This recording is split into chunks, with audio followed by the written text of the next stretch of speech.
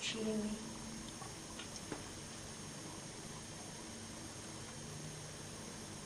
Got any 7s?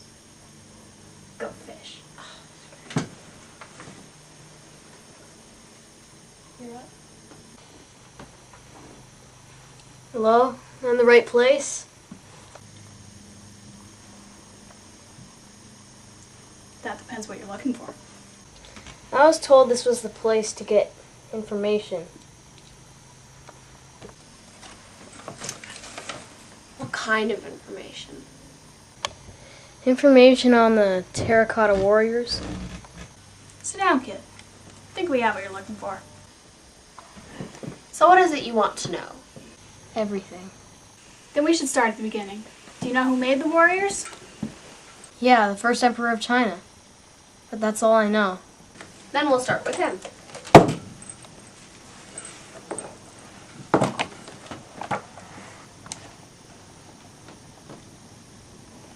Ying Zheng was born when China was still just a few warring states. He came to the throne of the Qin state at just 13. He built upon his own state's military skills and became one of the greatest military leaders of all time. Though he spent most of his ruling years uniting most of what is now China, he also standardized writing, currency, weights, and measures. He even commissioned the first version of the Great Wall of China. Extremely proud of his achievements, he took on a new name and became Qin Shi Huangdi. The emperor believed himself to be a universal ruler in the line of the sage kings whom, according to legend, had first placed out and ordered the world. He set his cities and officials' residence in line with the stars. However, the emperor was extremely paranoid about death. He was immensely proud of his achievements and fully intended to keep ruling after his death. But I thought he tried to be immortal. We'll get to that later. Another motive for building his eternal army was that the emperor had massacred many soldiers of the conquered states. Doing so, he had many vengeful spirit enemies who would be waiting for him when he crossed over. Cross over? But if he thought he was going to cross over, why build the army? They wouldn't be able to come with him. The emperor believed that the spirit world was a world of land parallel to the living one, so when he died, his army would be with him. He also sent many ships to go search on fabled islands for plants and herbs that would allow him to be immortal, but none of them ever found anything. He also took lots of potions from alchemists which contained mercury. So basically, by trying to live forever, he ended up killing himself. So what can you tell me about the emperor's tomb? Next to nothing. It hasn't been excavated yet, and probably won't be for a while. Nowadays, it looks like a flattened, square-based pyramid with trees growing along the sides. Of course, it was rumored to have been extravagant, with miniature replicas of the kingdom with flowing lakes and rivers of mercury. Enough about the emperor. Can I please hear about the soldiers now? Well, the soldiers were found buried in underground pits. There were 4 pits. The 4th pit was empty because the workers were interrupted by the uprisings after the emperor's death. Pit 1 contained the main army, Pit 2 contained the cavalry and cavalrymen, and Pit 3 had an extravagant chariot, 68 high-ranking officials and footmen, and was believed to be the army's headquarters. It took 36 years and a workforce of 700,000 to complete the soldiers. When Qin died, the pits were looted.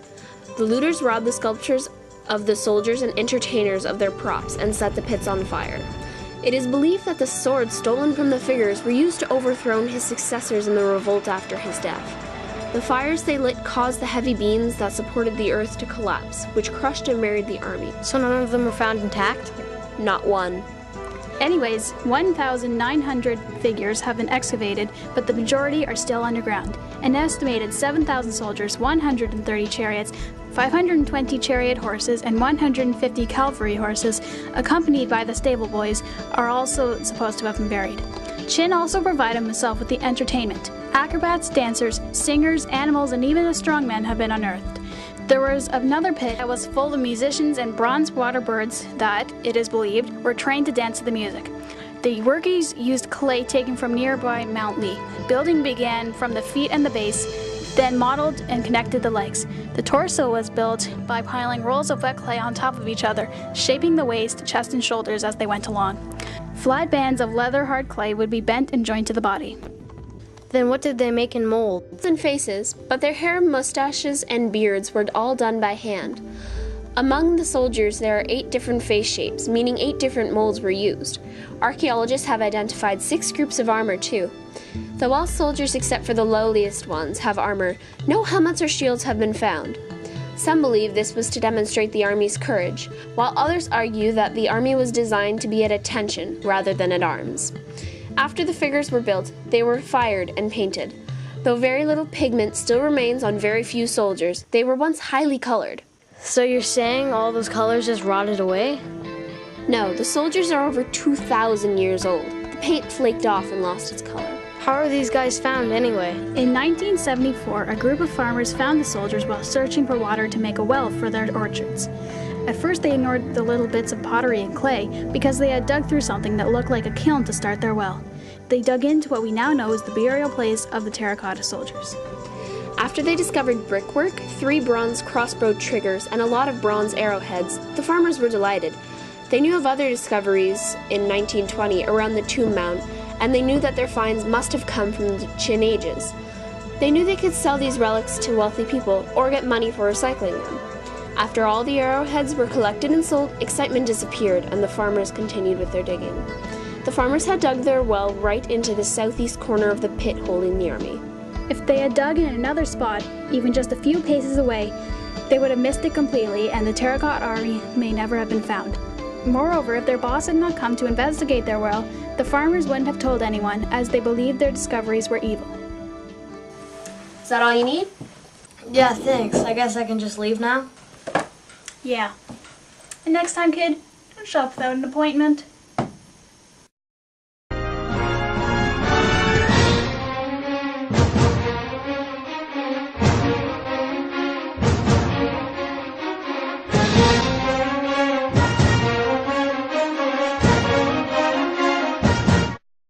I think we have what you're looking for. Wait a minute.